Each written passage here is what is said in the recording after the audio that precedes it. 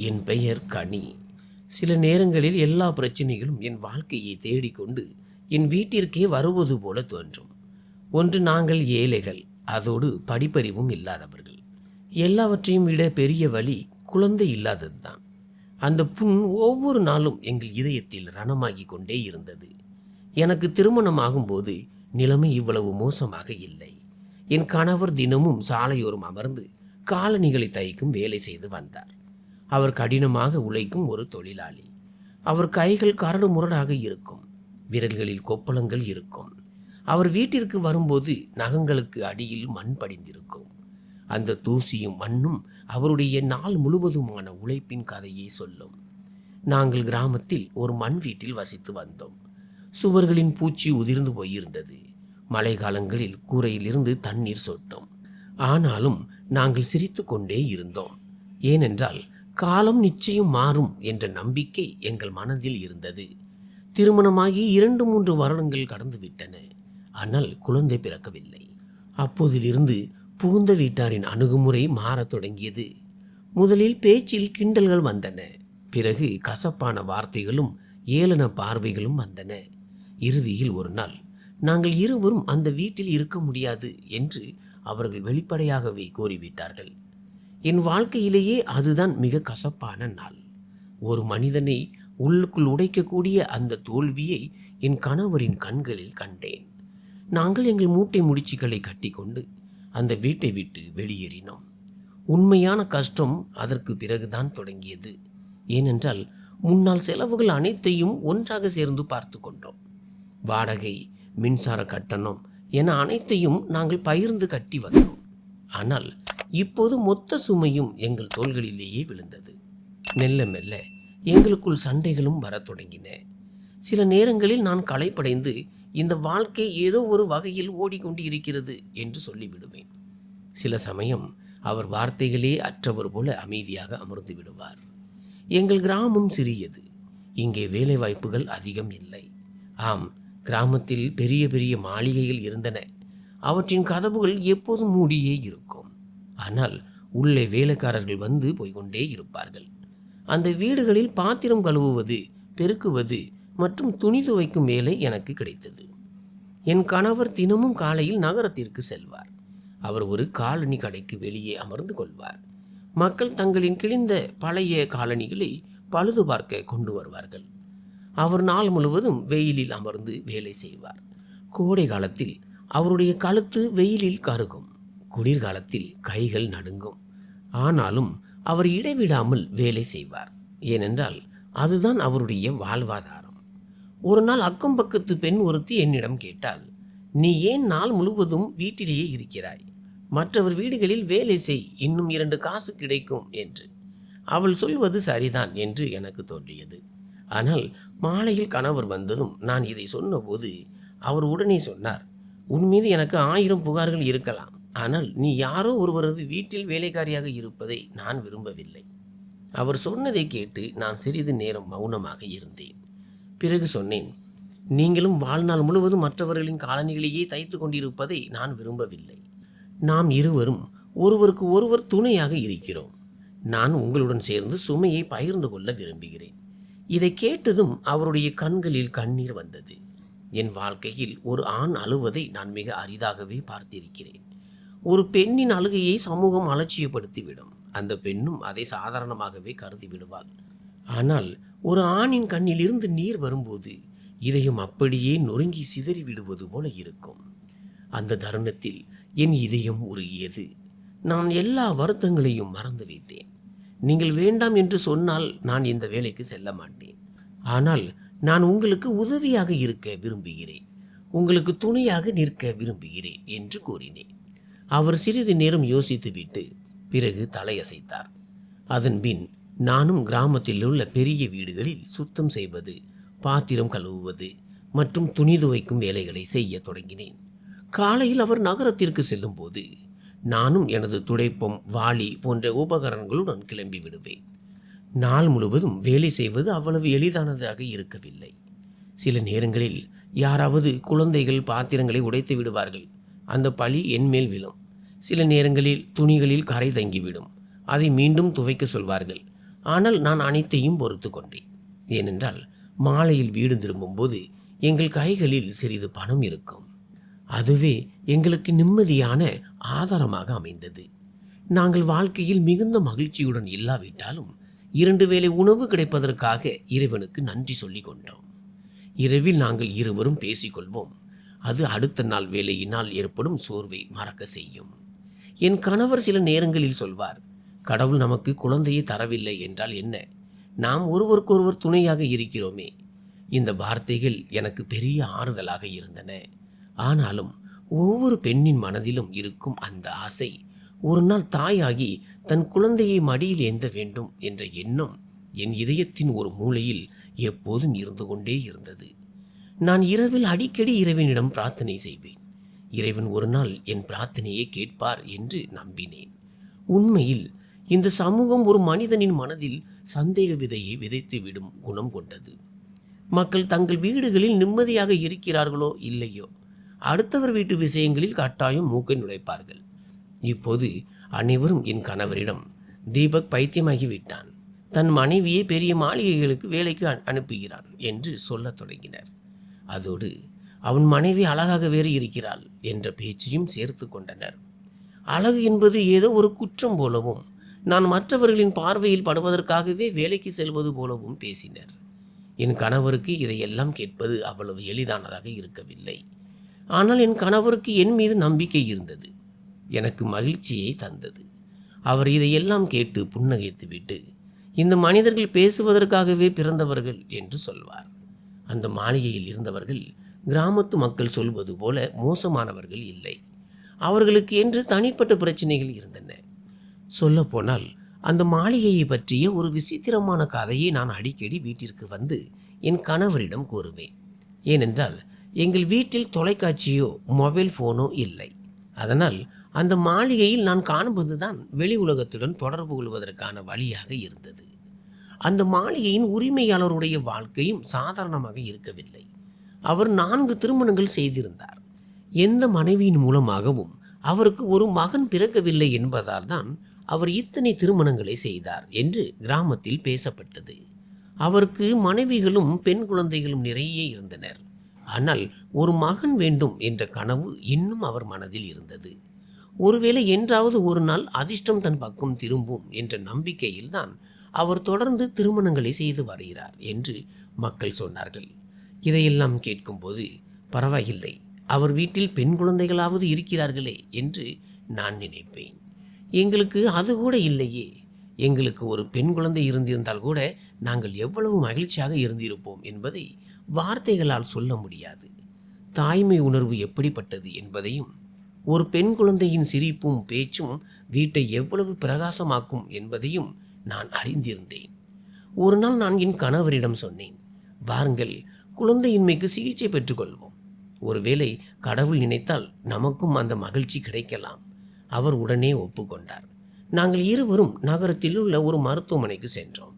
ஆனால் சிகிச்சையை பற்றிய முழு விவரங்களை கேட்டபோது எங்கள் இதயம் கனத்தது. அந்த சிகிச்சை எங்கள் சக்திக்கு மீறிய மிக அதிக விலையுடையதாக இருந்தது. மருத்துவர் சொன்னார், முதலில் சில பரிசோதனைகள் செய்ய வேண்டும். அதற்கான கட்டணமே ஆயிரக்கணக்கில் ஆகும். பிறகு பல மாதங்கள் சிகிச்சை மற்றும் விலை உயர்ந்த மருந்துகள் தேவைப்படும். இதை கேட்டதும் என் நம்பிக்கையின் தீபம் அணைந்து விட்டது போல எனக்கு தோன்றியது. நாங்கள் இருவரும் மௌனமாக திரும்பி வந்தோம்.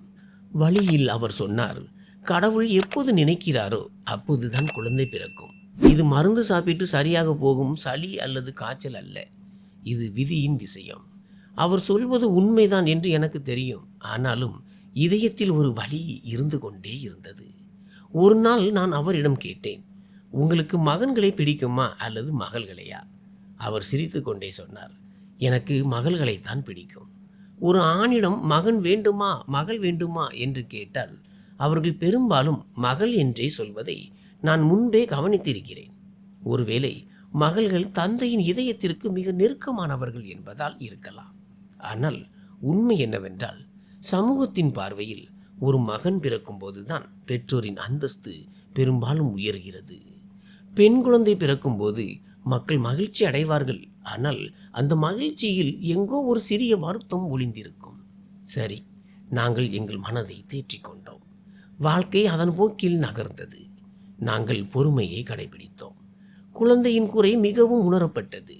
ஆனால் அது எங்களை ஆட்கொள்ள நாங்கள் ஒருபோதும் அனுமதிக்கவில்லை. நான் வேலை செய்ய தொடங்கிய பிறகு வீட்டிற்கு தேவையான சில அத்தியாவசிய பொருட்களை வாங்கினோம். புதிய போர்வைகள், 2 நல்ல பாத்திரங்கள் மற்றும் ஒரு சிறிய மின்விசிறி. அது இல்லாமல் கோடை காலத்தை சமாளிப்பது சாத்தியமற்றது. எனது உழைப்பால் வந்த இந்த சிறு சிறு மகிழ்ச்சிகள் எனக்கு மிகவும் விலை உயர்ந்தவை. மாலையில் நான் வேலையிலிருந்து திரும்பி வந்து இந்த பொருட்களை பார்க்கும்போது நானும் என் வீட்டிற்காக ஏதோ ஒன்று செய்கிறேன் என்ற உணர்வு என் இதயத்தில் எழும். அதுவே எனக்கு பெருமையாக இருந்தது. எங்களிடம் ஒரு நல்ல பழக்கம் இருந்தது. நாங்கள் இருவரும் எப்போதும் வழிபாட்டில் ஈடுபடுவோம். காலையில் என் கணவர் கோவிலுக்கு செல்வார். நான் வீட்டிலேயே பூஜை செய்வேன். அன்றும் ஒரு காலை வேலைதான். பஜனை பாடல்களின் சத்தம் கேட்டுக்கொண்டிருந்தது. நான் விழித்து விட்டேன். ஆனால் கண்களை திறக்க சிரமமாக இருந்தது. ஏனென்றால் மற்றவர்கள் வீடுகளில் வேலை செய்வது எளிதல்ல. உடல் முழுவதும் வலிக்கும். அப்போதுதான் திடீரென்று கதவில் பலத்த தட்டும் சத்தம் கேட்டது. காவல்துறையினர் கதவை தட்டுவது போல அது இருந்தது. நாங்கள் இருவரும் திகைத்து போனோம். அந்த சத்தம் ஒரு முறைதான் கேட்டது. யாராவது குறும்பு செய்கிறார்களோ அல்லது பக்கத்து வீட்டு பிள்ளைகளின் சேட்டையோ என்று நான் நினைத்தேன். ஆனால் ஜன்னல் வழியாக வெளியே பார்த்தபோது தெரு முற்றிலும் காலியாக இருந்தது. நான் மெல்ல ஆடையை சரி செய்து கொண்டு கதவை நோக்கி சென்றேன். ஏதோ விபரீதம் நடக்கப் போவது போல என் இதயம் வேகமாக துடித்தது. என் கணவரும் வெளியே பார்த்தார். ஆனால் வெகு தூரம் வரை யாரும் தென்படவில்லை. அப்போதுதான் கதவருகே இருந்த ஒரு பெரிய கூடை என் கண்ணில் பட்டது. அது மூங்கிலால் செய்யப்பட்ட கூடை. அதிலிருந்து ஒரு மெல்லிய நறுமணம் வீசியது. அதற்குள் சிறிய துணிகள் சுற்றப்பட்ட 2 பிஞ்சு உயிர்கள் படுத்திருந்தன. நான் உடனே அந்த கூடையை உயர்த்தினேன். யாரோ இப்போதுதான் வைத்துவிட்டு சென்றது போல அந்த கூடை இன்னும் லேசான சூட்டுடன் இருந்தது. நான் துணியை விலக்கி பார்த்தபோது என் இதயம் பதறியது. இந்த உலகிற்கு இப்போதுதான் வந்த 2 பிஞ்சு முகங்கள் அங்கே இருந்தன. இருவரின் கண்களும் மூடியிருந்தன. அவர்கள் அமைதியாக சுவாசித்துக் கொண்டிருந்தார்கள். இந்த உலகிற்கு வருவதற்கு முன்பே ஒருவருக்கு ஒருவர் துணையாக இருக்க விரும்புவது போல அவர்கள் அவ்வளவு நெருக்கமாக படுத்திருந்தார்கள். நான் கையை நீட்டி ஒரு குழந்தையை தூக்கினேன். அவளுடைய தோல் மென்மையாக இருந்தது. சுவாசம் வேகமாக இருந்தது. தலைமுடி இன்னும் ஈரமாக இருந்தது. தலையில் ஒரு மெல்லிய துணி சுற்றப்பட்டிருந்தது. நான் அந்த பாப்பாவை என் மார்போடு அணைத்த போது பல ஆண்டுகால என் இதயத்தின் வெற்றிடம் நிரம்பியது போல உணர்ந்தேன். அப்போது என் கணவர் குனிந்து அருகில் இருந்த ஒரு பெரிய கருப்பு பையை எடுத்தார். அது தடிமனான துணியால் ஆன பை. அதன் மேல் எந்த அடையாளமும் இல்லை. அதன் ஜிப்பை திறந்ததும் உள்ளே ரூபாய் நோட்டு கட்டுக்கள் அடுக்கடுக்காக இருந்தன. அவ்வளவு பெரிய தொகையை என் வாழ்நாளில் நான் ஒன்றாக பார்த்ததே இல்லை. என் கைகள் நடுங்கத் தொடங்கின. நாங்கள் கூடையையும் பையையும் உள்ளே கொண்டு வந்து கதவை சாத்தினோம். இதயம் படபடவென்று துடித்தது. பையிலுள்ளே ஒரு கடிதமும் இருந்தது. காகிதம் பழமையாகவும் கரைகளுடனும் இருந்தது. கையெழுத்து கனமாக இருந்தது. அந்த கடிதத்தில் எழுதியிருந்தது, இந்த பெண் குழந்தைகள் எங்கள் சொத்து. இவர்களை உங்களுடனேயே வைத்து பராமரியுங்கள். இவர்களிடம் ஏதேனும் சிறிய அஜாக்கிரதையை காட்டினால் உங்கள் உயிரையே இழக்க நேரிடும். இந்த பணம் இந்த குழந்தைகளுக்காகத்தான்.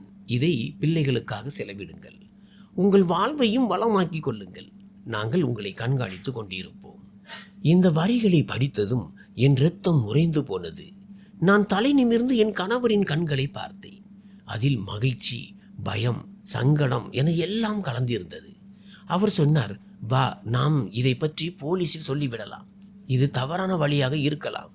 ஆனால் நான் உடனே மறுத்தேன். இல்லை, இவர்களை நாம் போலீசிடம் ஒப்படைக்கப் போவதில்லை. நான் அந்த குழந்தைகளை இறுக அணைத்து அவர்களின் மென்மையான தலைகளை வருடினேன். எங்கள் வீடு சிறியதாக இருக்கலாம், ஆனால் அந்த தருணத்தில் இறைவன் எங்களுக்கு மிக பெரிய வரத்தை அளித்து விட்டதாக என் இதயம் உணர்ந்தது. அந்த பெண் குழந்தைகளின் சிறு சிறு சுவாசம் வேகமாக இருந்தது. அவர்களின் கண்களின் ஓரத்தில் மெல்லிய சுருக்கங்கள் இருந்தன. விரல்களில் ஒரு லேசான நடுக்கம் இருந்தது. அவர்களை பார்த்தால் எந்த ஒரு தாயின் மனமும் உருகிவிடும். நான் அவர்களின் முகத்தை துடைத்து என் மார்போடு அணைத்து கொண்டேன். அவர்கள் என் மடியில் நிம்மதியாக உறங்கினார்கள். என் கணவர் இன்னும் அந்த பணக்கட்டுகளை பார்த்தபடி சந்தேகத்தில் ஆழ்ந்திருந்தார். இது ஏதேனும் பேராசையா அல்லது சதியா என்று அவர் பயந்தார். யாரோ நம்மை சோதிப்பதற்காக இதையெல்லாம் விட்டு சென்றிருக்கலாம், அல்லது இது ஏதேனும் அரசியல் சூழ்ச்சியாக கூட இருக்கலாம் என்று அவர் சொன்னார். நான் அவர் கண்களை நேராக பார்த்து கேட்டேன், இந்த மாசற்ற குழந்தைகள் நம் வாசலில் கிடைத்த போது இந்த நிலையில் அவர்களை திருப்பி அனுப்ப முடியுமா? அவர்களை வெளியே தனியாக விட்டுவிட்டு நம்மால் செல்ல முடியுமா? இவர்களை நாம் எங்காவது தூக்கி செல்வதா அல்லது வேறு யாரிடமாவது ஒப்படைப்பதா? எனக்குள் ஒரு தாயின் உணர்வு விழித்து கொண்டது. நான் சொன்னேன், இந்த பெண் குழந்தைகள் இனி நம் வீட்டின் பிள்ளைகள். யாரிடமும் சொல்லாமல் இவர்களை நம்மிடமே வைத்துக் கொள்வோம். நான் அவர்களின் பிஞ்சு கரங்களை என் கைகளில் ஏந்தினேன். அவர்களின் விரல்கள் அவ்வளவு மென்மையாக இருந்தன. அதை பார்க்கும்போது என் இதயம் கவலையால் நிறைந்தது. இதுவரை நம் வாழ்க்கை கஷ்டங்கள் நிறைந்ததாகவே இருந்தது. ஆனால் இவர்களின் வருகையால் ஒரு புதிய ஒளி பிறந்துள்ளது. இந்த பணம் ஒருவேளை நம் விதியை மாற்றலாம், ஆனால் இவர்களுடன் ஆபத்தும் கலந்திருக்கிறது. அந்த கடிதத்தில் இருந்த மிரட்டல் எங்களை நிம்மதியற்றவர்களாக்கியது. என் கணவரின் கண்களை பார்த்தபோது அவர் சொன்னார், ஒருவேளை அந்த ஆட்கள் இவர்களை திரும்ப கேட்க வந்தால், அல்லது இது பெரிய விவகாரமாக மாறினால் நாம் நம்மை பாதுகாத்து கொள்ள வேண்டும். அவர் என் தோள் மீது கை வைத்து குழந்தைகளின் தலையை மென்மையாக வருடினார். நான் குழந்தைகளின் உடைகளை உற்று பார்த்தேன். அவை மிகவும் சுத்தமாக இருந்தன. எங்கும் இரத்தக்கரைகள் இல்லை. யாரோ இவர்களை திட்டமிட்டே இங்கு விட்டு சென்றிருக்கிறார்கள். ஏதோ பிணம் போல தூக்கி எறியவில்லை என்று தோன்றியது. என் வயிற்றுக்குள் ஒரு வலி ஏற்பட்டது. நானே அவர்களின் உண்மையான தாயாக இருந்திருந்தால் என் நிலைமை எப்படி இருக்கும்? இந்த பெண் குழந்தைகளை விட்டு சென்றவர்களின் இதயத்தில் எவ்வளவு பெரிய துயர புயல் வீசியிருக்கும் என்று நான் யோசித்தேன். பயமே இல்லாமல் இப்படி பேசுபவர்களும் மற்றவர்களை மிரட்டுபவர்களும் யார்? நாம் ஒரு நல்ல காரியம் செய்திருக்கிறோமா, அல்லது நம்மை நாமே ஆபத்தில் தள்ளி கொண்டோமா என்று மனதிற்குள் நினைத்தேன். அந்த நாள் முழுவதையும் குழந்தைகளுக்காகவே செலவிட்டோம். மென்மையான துணிகளை எடுத்து சுத்தம் செய்தோம். அவர்களுக்காக வெதுவெதுப்பான பாலிற்கு ஏற்பாடு செய்தோம். அவர்களின் மெல்லிய அழுகுரலை கேட்டதும் நான் அவர்களை மார்போடு அணைத்து கொண்டு என் களைப்படைந்த ஆன்மாவை தேற்றி கொண்டேன். இப்போது என் வாழ்க்கையின் நிறமே மாறிவிட்டதை உணர்ந்தேன். இனி என் ஒவ்வொரு காலையும் மாலையும் இந்த குழந்தைகளுக்காகவே இருக்கும். நாங்கள் கதவின் பூட்டுக்களை உறுதிப்படுத்தினோம். வீட்டிற்குள் அவர்களுக்காக ஒரு சிறிய இடத்தையும் ஒதுக்கினோம். நான் என் கணவரிடம் சொன்னேன், உலகம் என்ன சொன்னாலும் சரி, இவர்களுக்காக நாம் சிறந்தவற்றை செய்வோம். நாம் இவர்களின் பெற்றோர் இல்லை என்றாலும் பாதுகாவலர்களாக நிச்சயம் இருப்போம். இவர்களின் கண்ணீர் என் கைகளில் விழக்கூடாது என்றும், இவர்களை ஒருபோதும் தனியாக விடமாட்டேன் என்றும் என் மனதிற்குள் சபதம் செய்தேன். அவர்களின் கன்னங்களில் முத்தமிட்டு அவர்களின் மழலை மொழியில் என் பிரார்த்தனைகளையும் கலந்து வேண்டினேன். அன்றைய காலையிலேயே நான் இனி மாளிகைக்கு வேலைக்கு செல்லப் போவதில்லை என்றும் குழந்தைகளை பார்த்து கொள்ளப் போகிறேன் என்றும் முடிவு செய்தேன். இதை கேட்டு என் கணவர் ஆச்சரியப்பட்டார். ஆனால் விரைவில் ஒப்புக்கொண்டார். அவர் சோபாவில் அமர்ந்து கையில் டீ கப்புடன் யோசனையில் ஆழ்ந்து சொன்னார், பெண்கள் நீங்கள் மிகவும் உணர்ச்சி வசப்படுபவர்கள். சின்ன சின்ன விஷயங்களுக்கு கூட உணர்ச்சி வசப்பட்டு விடுகிறீர்கள். திடீரென்று ஏன் வேலையை விட வேண்டும் என்று நினைத்தாய்? நான் சொன்னேன், பணம் நம்மிடம் வந்துவிட்ட பிறகு இவ்வளவு கடினமாக உழைக்க வேண்டிய அவசியம் இல்லை. மேலும் இந்த நகரம் நமக்கு புதியது. இங்கே நம்மை யாருக்கு தெரியும்? நாம் யாருக்கும் பதில் சொல்ல வேண்டியதில்லை. நம்மை யாரும் கேட்கப் போவதும் இல்லை. அதனால் நான் குழந்தைகளுக்கு நேரம் ஒதுக்குவதே சிறந்தது. அவர் டீயை பருகி கொண்டே என்னை பார்த்து சொன்னார், ஆனால் மாளிகையில் இருப்பவர்கள் உன்னை தேடி வருவார்களே, ஏன் வேலைக்கு வரவில்லை என்று கேட்பார்களே. உன் வேலை அவர்களுக்கு பிடிக்கும் என்றும் உன்னை அவர்கள் புகழ்கிறார்கள் என்றும் நீதானே சொல்வாய். நான் புன்னகைத்து கொண்டே சொன்னேன், அதற்காகத்தான் நான் ஒரு சாக்குப்போக்கு யோசித்து வைத்திருக்கிறேன். நான் நேரடியாக அவர்களிடம் சென்று, என் சகோதரிக்கு 2 பெண் குழந்தைகள் பிறந்துள்ளன, ஆனால் அவள் இந்த உலகத்தை விட்டு பிரிந்து விட்டாள். இப்போது அந்த குழந்தைகள் என்னிடம் இருக்கிறார்கள். நான் அவர்களை பராமரிக்க வேண்டும் என்று சொல்லிவிடுவேன். இதை கேட்டு அவர் சிரித்து கொண்டே சொன்னார், உனக்கு அதிக மூளைதான். நானும் சிரித்து கொண்டே சொன்னேன், மூளை இல்லாமல் பிழைக்க முடியுமா என்ன? அடுத்த நாள் நான் உடையை மாற்றிக்கொண்டு ஒரு சாதாரண துப்பட்டாவை அணிந்து மாளிகையை நோக்கி சென்றேன். வழியில் என் இதயம் படபடவென்று துடித்தது. ஆனால் நான் என்னை தைரியப்படுத்தி கொண்டேன். மாளிகை அடைந்த போது எஜமானி முற்றத்தில் நின்று ஒரு வேலைக்காரனிடம் பேசி கொண்டிருந்தார். நான் வணக்கம் சொன்னதும் அவர் என்னை பார்த்தார். மெல்ல மெல்ல என் கதையை சொல்ல தொடங்கினேன். எஜமானி, என் சகோதரிக்கு 2 பெண் குழந்தைகள் பிறந்துள்ளன. ஆனால் அந்த பாவி இந்த உலகத்தை விட்டு போய்விட்டாள். இப்போது அந்த குழந்தைகளை நான் தான் பார்த்து கொள்ள வேண்டும். அதனால் என்னால் சில நாட்களுக்கு வேலைக்கு வர முடியாது. அவர் என் பேச்சை கேட்டுக்கொண்டிருந்தார். அவரது பார்வை என் முகத்தை ஊடுருவி பார்ப்பது போல் இருந்தது. 2 நிமிடங்கள் அமைதியாக நின்றுவிட்டு பிறகு சொன்னார், சரி, பண உதவி ஏதேனும் தேவைப்பட்டால் என்னிடம் சொல். நான் சொன்னேன், வேண்டாம் எஜமானி, உங்கள் உதவிக்கு மிக்க நன்றி. சில நாட்கள் மட்டும் நான் வீட்டில் இருக்க வேண்டும். அவர் லேசாக புன்னகைத்து விட்டு சென்றார்.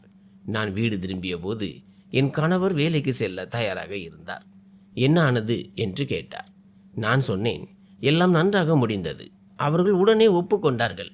இனி நமக்கு எந்த பிரச்சனையும் இருக்காது. அவர் நிம்மதியடைந்து காலணிகளை அணிந்து கொண்டு வேலைக்கு சென்றார். அந்த நாளிலிருந்து என் வாழ்க்கையே மாறிவிட்டது. காலையில் எழுந்ததும் முதலில் குழந்தைகளுக்காக பால் தயார் செய்வேன். பிறகு அவர்களின் உடைகளை மாற்றி அவர்களை சுத்தம் செய்வேன். அவர்களுக்காக சிறிய சிறிய உடைகளை வாங்கினேன். இரவில் குளிராமல் இருக்க ஒரு மென்மையான கம்பளியையும் வாங்கினேன். இவை அனைத்தும் அந்த பணத்தால் தான் சாத்தியமானது. இல்லை என்றால் இவ்வளவு பெரிய நகரத்தில் 2 குழந்தைகளின் செலவை சமாளிப்பது எளிதல்ல. இந்த பணம் ஒருபோதும் தீர்ந்து விடாது என்பது போல அவ்வளவு அதிகமாக இருந்தது. ஒவ்வொரு நாளும் குழந்தைகளுடனேயே கழிந்தது. அவர்களின் பிஞ்சு கரங்கள் என் விரல்களையே பற்றி கொள்ளும் போது இதயம் மகிழ்ச்சியில் நிறையும். அவர்களின் அழுகை, சிரிப்பு மற்றும் உறங்கும் விதம் என் மனதிற்கு நிம்மதியை தந்தன. சில நேரங்களில் நான் அமர்ந்து யோசிப்பேன், நான் மட்டும் அன்று அந்த முடிவை எடுக்காமல் இருந்திருந்தால் ஒருவேளை இந்த தருணங்களை அனுபவிக்கும் பாக்கியத்தை இழந்திருப்பேன். இப்போது இந்த குழந்தைகள் என்னுடையவர்களாகவே மாறிவிட்டார்கள். அவர்கள் இல்லாமல் என் இதயம் முழுமையற்றதாக தோன்றியது. அவர்களின் வருகை என் வீட்டிற்கு ஒரு புதிய ஒளியை கொண்டு வந்தது. அவர்களை பராமரிப்பதும் அவர்களின் எதிர்காலத்தை சிறப்பாக உருவாக்குவதுமே என் வாழ்க்கையின் உண்மையான நோக்கம் என்று எனக்கு தோன்றியது. ஒரு வீட்டில் ஒரு சிறிய ஆட்டுக்குட்டி வந்தாலே அதன் மீது ஒரு ஒட்டுதல் ஏற்பட்டுவிடும் என்பார்கள். அதன் பழக்க வழக்கங்களும் அப்பாவித்தனமும் மனிதர்களின் இதயத்தில் இடம் பிடித்துவிடும். அப்படி இருக்க இவர்கள் மனித குழந்தைகள், அதுவும் 2 பிஞ்சு பெண் குழந்தைகள். அவர்களின் கன்னங்கள் பஞ்சை போல மென்மையாக இருந்தன. வானத்தில் நட்சத்திரங்கள் மின்னுவது போல அவர்களின் கண்கள் பெரியதாகவும் பிரகாசமாகவும் இருந்தன. அவர்களின் கைகள் அவ்வளவு சிறியவை. அவை என் உள்ளங்கைக்குள்ளேயே மறைந்துவிடும். நான் அவர்களுக்கு பணிவிடை செய்ய தொடங்கிய போது இதயம் தானாகவே அவர்களுடன் இணைந்து விட்டது. அவர்கள் எங்களுக்கு அந்நியர்களாக தெரியவில்லை. என் கணவர் ஒரு நாள் சீரியஸான குரலில் சொன்னார், இந்த குழந்தைகள் நம்மிடம் இருக்கும் ஒரு அடைக்கலம் என்பதை ஒருபோதும் மறந்து விடாதே. இவர்களுடன் அளவுக்கு அதிகமாக பாசம் வைக்காதே. இவர்கள் யாரோ ஒருவருடைய பிள்ளைகள். நான் உடனே, எனக்கு தெரியும், நான் பாசம் வைக்கவில்லை என்று சொன்னேன். ஆனால் உண்மை என்னவென்றால் முதல் பார்வையிலேயே என் இதயம் அவர்களுடன் ஒன்றிவிட்டது. ஒரு நாள் அவர்கள் என்னை விட்டு பிரிந்து விடுவார்கள் என்ற எண்ணம் என் இதயத்தை கிழிப்பது போல இருந்தது. அதனால் அந்த நினைப்பை தவிர்த்து விட முடிவு செய்தேன். ஒவ்வொரு நாளையும் என் வாழ்வின் கடைசி நாளாக கருதி அவர்கள் மீது என் முழு அன்பையும் பொழிந்து பராமரிக்க தொடங்கினேன். இப்படியே 1 மாதம் கடந்து விட்டது. இந்த நேரத்தில் அவர்களுக்காக புதிய உடைகளை தைத்தேன். பாலுக்கு ஏற்பாடு செய்தேன். அவர்கள் உறங்க மென்மையான மெத்தை செய்தேன். அவர்கள் பசியோடு இருந்து விடக்கூடாது அல்லது எந்த துன்பமும் வந்துவிடக்கூடாது என்பதில் கண்ணும் கருத்துமாக இருந்தேன். அவர்களின் மெல்லிய குரல் கேட்டாலே நான் ஓடி சென்று அவர்கள் அழுவதற்கு முன்பே என் மார்போடு அணைத்துக் கொள்வேன். ஒரு நாள் மாளிகையின் பெரிய எஜமானி என்னை அழைத்தார். நான் அவர் முன்னால் சென்றபோது அவர் சாய்வு நாற்காலியில் அமர்ந்து டீ அருந்தி கொண்டிருந்தார். அவர் புன்னகைத்து கொண்டே சொன்னார், உன் சகோதரியின் மகள்கள் என்று சொன்னாயே, அவர்களை எனக்கு காட்ட மாட்டாயா? அவர்கள் எப்படி இருக்கிறார்கள்? இதை கேட்டு நான் வியப்படைந்தேன். நான் சொன்னதை கேட்டு அவர் மறந்திருப்பார் என்று நினைத்தேன். ஆனால் அவர் எங்கள் வீட்டு விஷயங்களில் இவ்வளவு அன்போடு அக்கறை காட்டுவதை கண்டு என் இதயத்தில் ஒரு விசித்திரமான உணர்வு ஏற்பட்டது.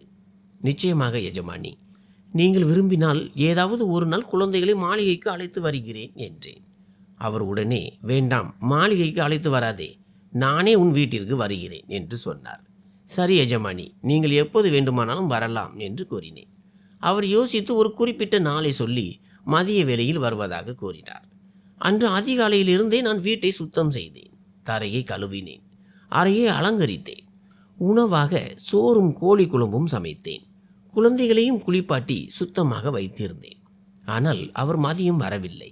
இருட்டிய பிறகு திடீரென்று வந்து சேர்ந்தார். அவருடன் ஒரு வேலைக்காரியும் இருந்தார். கையில் ஒரு சிறிய பையை வைத்திருந்தார். வந்ததும் தாமதமாகிவிட்டது, அதனால்தான் இப்போது வந்தேன் என்று கூறிவிட்டு நேராக குழந்தைகளிடம் சென்றார்.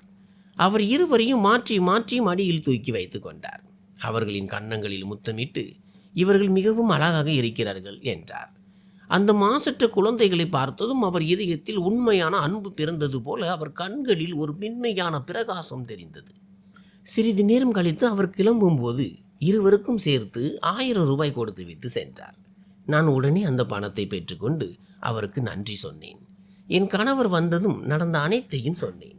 அவர் கேட்டு புன்னகைத்து, நிச்சயமாக எஜமானி ஒரு நல்ல பெண்மணி தான், இல்லை என்றால் யார் மற்றவர்களுக்காக இவ்வளவு கவலைப்படுவார்கள் என்றார்.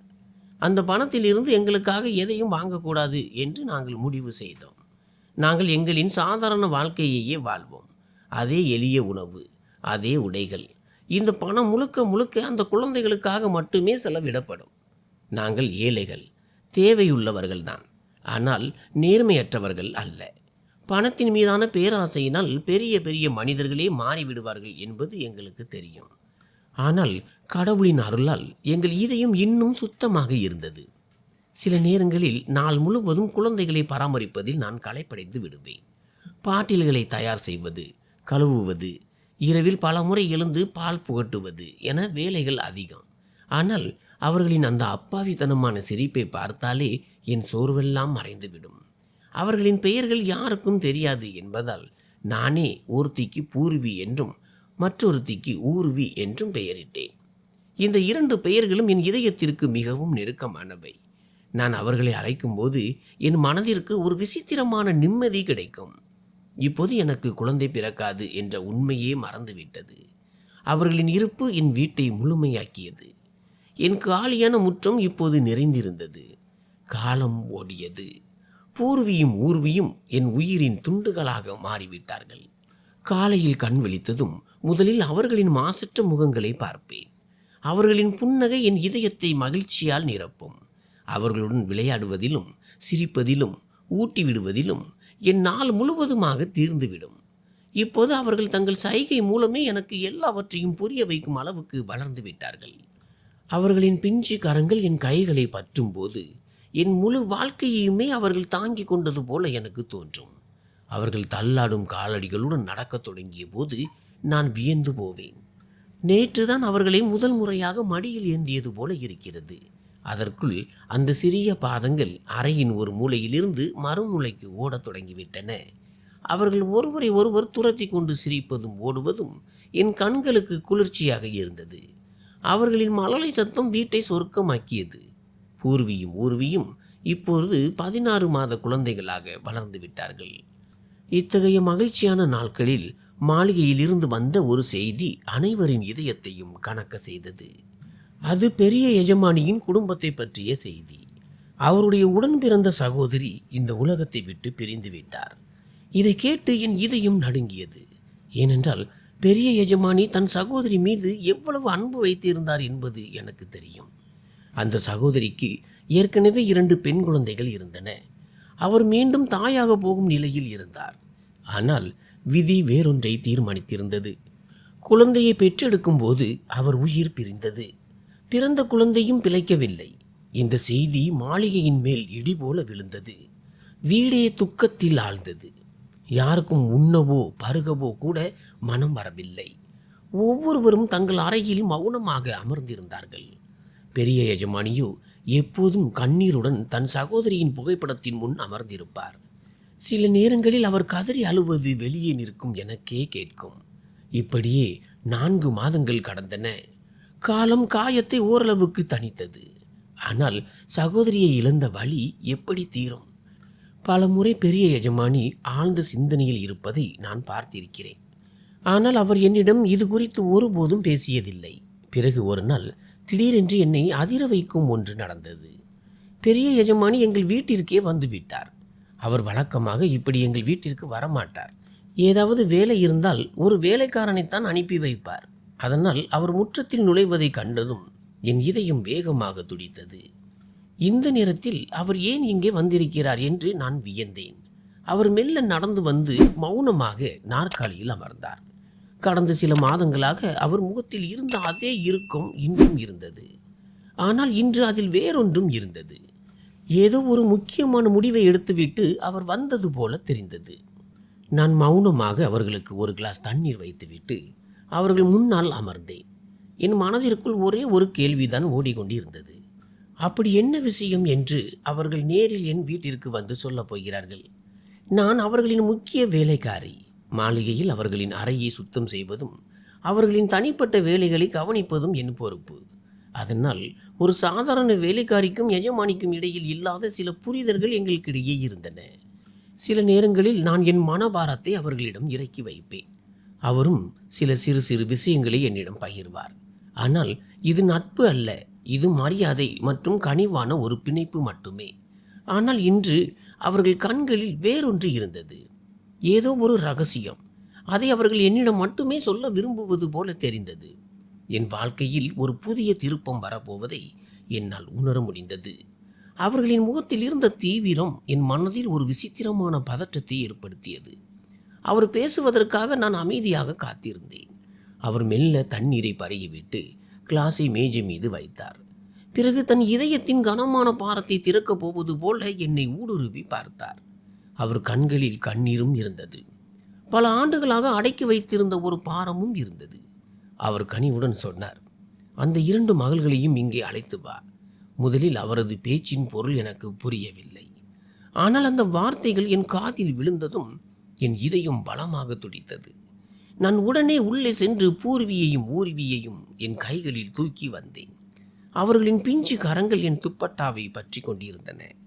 நான் அவர்களை வெளியே அழைத்து வந்து எஜமானி முன் நின்றேன். அவர் புன்னகைத்து கொண்டு இருவரையும் தன் மடியில் அமர வைத்து கொண்டார். அவருடைய கைகளின் மென்மையும் மடியின் கதகதப்பும் குழந்தைகளுக்கு உடனே நிம்மதியை தந்தன. அவர்கள் இருவரும் சிரிக்கத் தொடங்கினார்கள். அவர்கள் எஜமானியின் துப்பட்டாவுடன் விளையாடத் தொடங்கினார்கள். அந்த தருணத்தில் முதன்முறையாக ஒரு தாயின் இதயத்தில் மட்டுமே இருக்கும் அந்த பாசத்தை அவர் முகத்தில் கண்டேன். அவர் குழந்தைகளின் தலைமுடியை வருடி கொடுத்துவிட்டு மெல்ல பேசத் தொடங்கினார். அவர் குரலில் வலியும் இருந்தது. அதே சமயம் பல ஆண்டுகால பாரம் இறங்கியது போன்ற ஒரு நிம்மதியும் இருந்தது. அவர் சொன்னார், இந்த குழந்தைகள் உண்மையில் என் சகோதரியின் மகள்கள். பல ஆண்டுகளுக்கு முன்பு அவளுக்கு 2 பெண் குழந்தைகள் பிறந்தபோது வீட்டில் உள்ளவர்கள் பேசத் தொடங்கினார்கள். அவளது கொடிய கணவன் அவளை துன்புறுத்த தொடங்கினான். அடுத்த ஆண்டே விதி மீண்டும் அவளுக்கு 2 பெண் குழந்தைகளை தந்தது. நீ உன்னுடைய பிள்ளைகளாக வளர்க்கும் இந்த இருவர்கள் தான் அவர்கள். ஆனால் அவளது கணவன் எவ்வளவு இரக்கமற்றவன் என்றால் இந்த இருவரையும் எங்காவது தூக்கி எறிந்து விடுமாறு உத்தரவிட்டான்.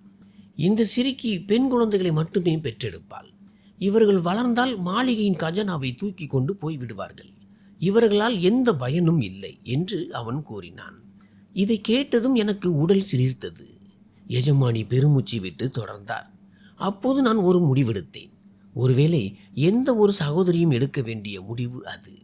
என் நம்பிக்கைக்குரிய வேலைக்காரனிடம் சொல்லி இந்த இருவரையும் உன் வீட்டு வாசலில் விட்டு வருமாறு கூறினேன். நீ ஏழை, குழந்தை இல்லாதவள், குழந்தைகளை மிகவும் நேசிப்பவள் என்பது எனக்கு தெரியும். அதனால்தான் உனக்கு சுமையாக தெரியக்கூடாது என்பதற்காக நிறைய பணத்தையும் சேர்த்தே வைத்தேன். நீ குழந்தைகளை மிகவும் விரும்புவதாக பல முறை சொல்ல கேட்டிருக்கிறேன்.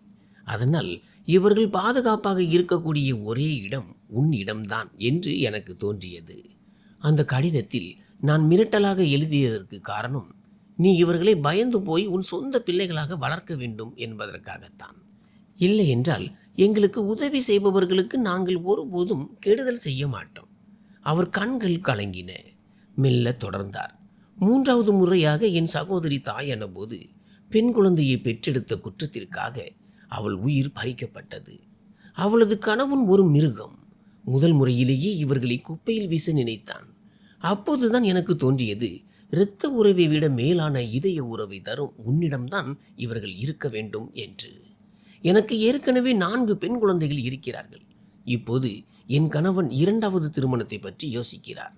இந்த மாளிகையில் பெண் குழந்தைகளுக்கு மரியாதை இல்லை. இங்கே பெண் குழந்தையை பெற்றெடுப்பது ஒரு குற்றமாக கருதப்படுகிறது. அதனால் இவர்கள் இருவரும் எப்போதும் உன்னிடமே இருக்க வேண்டும் என்று நான் விரும்புகிறேன். இதில் உனக்கு ஏதேனும் ஆட்சேபனை உண்டா? அவர் சொன்னதை கேட்டு நான் சில நிமிடங்கள் மௌனமாக இருந்தேன். என் இதயத்தில் மகிழ்ச்சி கடல் பொங்கியது. கண்கள் தானாக குளமாயின. நான் சொன்னேன், இதில் என்ன ஆட்சேபனை? இவர்களை விட்டு என்னால் ஒரு நிமிடம் கூட இருக்க முடியாது. யாராவது வந்து இவர்களை என்னிடமிருந்து பிரித்து விடுவார்களோ என்று ஒவ்வொரு நாளும் பயந்து கொண்டிருந்தேன். நீங்கள் என் பயத்தை போக்கிவிட்டீர்கள். எனக்கு தாய்மையின் மிகப்பெரிய நிம்மதியை தந்து விட்டீர்கள். அதற்குள் என் கணவரும் வந்துவிட்டார். அவர் பாதியை கேட்டுவிட்டார். நான் மீதியை சொன்னபோது அவர் புன்னகைத்து, எனக்கும் எந்த ஆட்சேபனையும் இல்லை, இவர்கள் இருவரும் தான் எங்கள் உயிர் என்றார். பெரிய எஜமானி சொன்னார், இனி இவர்களை கவனித்துக் கொள்ளுங்கள். பணத்தை பற்றி கவலைப்பட வேண்டாம். நாங்கள் தொடர்ந்து பணம் அனுப்புவோம். ஏனென்றால் இவர்கள் எங்கள் வம்சத்தின் கௌரவம். அவர் எங்கள் வீட்டை பார்த்தார். வீட்டின் ஒவ்வொரு மூலையிலும் குழந்தைகளின் பொம்மைகளும் உடைகளும் சிதறி கிடந்தன. நாங்கள் அவர்களை எவ்வளவு கண்ணும் கருத்துமாக பார்த்து கொள்கிறோம் என்பதை அவர் கவனித்தார். அவர்களின் ஆரோக்கியத்தையும் மகிழ்ச்சியையும் கண்டு அவர் திருப்தியுடன் எழுந்து செல்ல தயாரானார். செல்வதற்கு முன் மீண்டும் ஒரு முறை இருவரையும் முத்தமிட்டு என்னிடம் ஒப்படைத்தார். அன்று என் வாழ்நாள் கனவு நிறைவேறியது போல உணர்ந்தேன். அவர்களின் பெயருடன் என் கணவரின் பெயரை சேர்த்து விட்டேன். அவர்கள் பூர்வி தீபக் மற்றும் ஊர்வி தீபக் ஆனார்கள். இப்போது அவர்கள் எப்போதும் எங்களுடைய பிள்ளைகள். இவ்வளவு பெரிய மகிழ்ச்சியை தந்த இறைவனுக்கு நன்றி சொன்னேன். பூர்வியையும் ஊர்வியையும் என் வாழ்க்கையில் ஏற்றுக்கொண்ட போது இந்த இரண்டு பிஞ்சு மொட்டுக்களும் என் வீட்டின் சூழலையே மாற்றிவிடும் என்று நான் நினைக்கவில்லை. முன்பு என் கணவர் சாலையோரம் அமர்ந்து செருப்பு தைக்கும் வேலை செய்தார். நாள் முழுவதும் வெயிலில் வியர்க்க விறுவிறுக்க உழைப்பார். அவர் கைகளில் கொப்பளங்கள் இருக்கும்.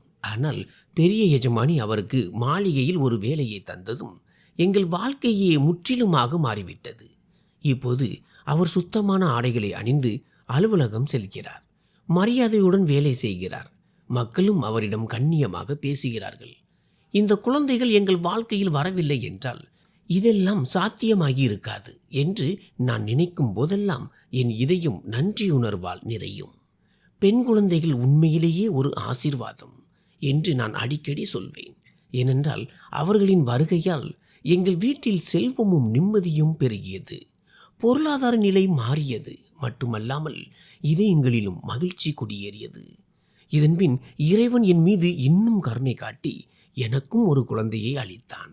அதுவும் ஒரு பெண் குழந்தைதான்.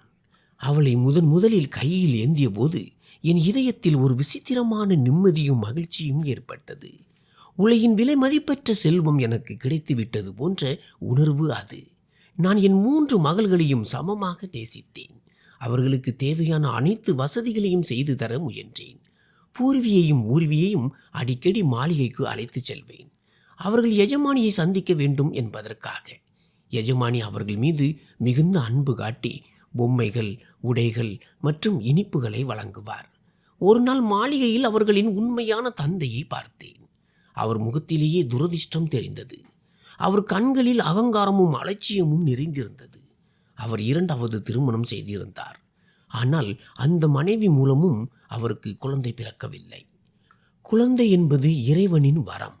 அதை அவன் யாருக்கு வேண்டுமானாலும் கொடுப்பான், யாரிடமிருந்து வேண்டுமானாலும் தடுத்து நிறுத்துவான் என்று எனக்குள் நினைத்து கொண்டேன். அவர்களின் தாயை எனக்கு முன்பே தெரியும். அவர் ஒரு குணமான பெண்மணி. பாவம், எப்போதும் கவலையுடனேயே இருப்பார். அவர் வாழ்வில் நிம்மதி குறைவு, கஷ்டங்கள் அதிகம். ஆனால் இப்போது அவர் இந்த உலகில் இல்லை. அந்த செய்தியை கேட்டபோது என் இதயம் சில நாட்கள் கனமாக இருந்தது. பூர்விக்கும் ஊர்விக்கும் தாயின் குறையை தெரியவிட மாட்டேன் என்று எனக்கு நானே சத்தியம் செய்து கொண்டேன். என்ன நடந்தாலும் அவர்களை என் சொந்த பிள்ளைகளாகவே வளர்ப்பேன். மெல்ல மெல்ல அவர்களின் சிரிப்பும் சேட்டைகளும் என் வீட்டை சொர்க்கமாக்கின. இப்போது அவர்களை ஒரு நல்ல பள்ளியில் சேர்த்திருக்கிறோம். இருவரும் மிக சிறப்பாக படிக்கிறார்கள். காலையில் பள்ளிக்கு செல்வார்கள், மாலையில் படிப்பார்கள், பிறகு விளையாடுவார்கள். அவர்களின் பாடங்களில் நான் உதவி செய்வேன். ஒவ்வொரு சாதனையின் போதும் அவர்களை பாராட்டுவேன். அவர்களுக்கு பெரிய கனவுகள் உண்டு. ஒருத்தி மருத்துவராகவும் மற்றொருத்தி ஆசிரியராகவும் விரும்புகிறார்கள். அவர்களின் கண்களில் மின்னும் கனவுகளை பார்க்கும்போது இறைவன் அவர்களுக்கு வெற்றியையும் மகிழ்ச்சியையும் தர வேண்டும் என்று நான் பிரார்த்தனை செய்வேன். எல்லாவற்றிற்கும் மேலாக உறவுகள் இரத்தத்தால் அல்ல, இதயத்தால் உருவாகின்றன என்பதை அவர்கள் எனக்கு கற்றுக் கொடுத்தார்கள். நான் அவர்களை என் மகள்களாகவே பார்க்கிறேன். அவர்களும் என்னை அம்மா என்றே அழைக்கிறார்கள். ஒருவேளை இதுதான் உறவின் உண்மையான பலம். மனிதர்கள் எப்போதும் மற்றவர்களுக்கு உதவ வேண்டும். குறிப்பாக ஆதரவற்ற குழந்தைகளுக்கு நிழலாக இருக்க வேண்டும். ஏனென்றால் அத்தகைய செயல்களில் இறைவன் ஆசீர்வாதத்தை வழங்குகிறான். பெண் குழந்தைகள் இறைவனின் கொடை. அவர்களை அன்போடும் மரியாதையோடும் வளர்க்க வேண்டும். என் 3வது மகளின் பெயர் விபா. பூர்வியும் ஊர்வியும் அவளை மிக நன்றாக பார்த்து கொள்கிறார்கள். இறுதியில் மற்றவர் குழந்தைகளை தத்தெடுத்து வளர்த்த நான் ஒரு சிறந்த மனிதன் என்று நீங்கள் நினைத்தால் அது தவறு. சிறந்த மனிதன் நான் அல்ல, என் கணவர். அவர்தான் இதற்கு அனுமதி அளித்து இந்த குழந்தைகளை தன் சொந்த பிள்ளைகளாக ஏற்றுக்கொண்டார். என் கணவர் எனக்கு எதிராக இருந்திருந்தால் என்னால் எதையும் செய்திருக்க முடியாது. சமூகத்தை முன்னேற்ற நல்ல பெண்கள் மட்டுமல்ல, நல்ல ஆண்களும் தேவைப்படுகிறார்கள். நன்றி.